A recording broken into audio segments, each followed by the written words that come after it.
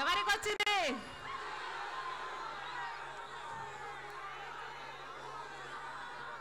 చంద్రబాబు గారి కొడుకు లోకేష్కి వచ్చింది.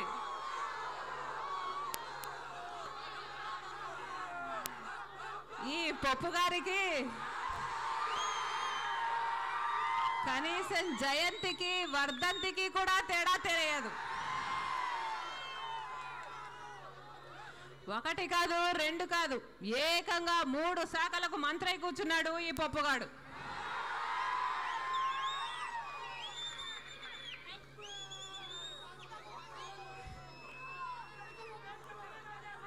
ఆలు కూడా రావు కానీ అగ్రతాంబూలం మాత్రం నాకే అన్నాడట ఒకడు.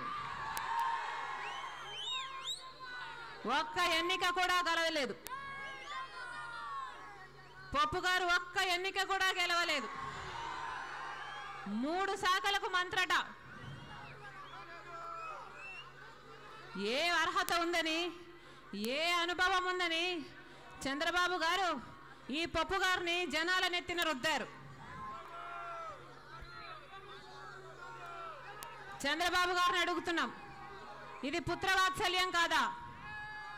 చంద్రబాబు కొడుకేమో 3 ఉద్యోగాలట, మామూలు ప్రజలకేమో ఉద్యోగాలు లేవు, ఉద్యోగ నోటిఫికేషన్లు లేవు.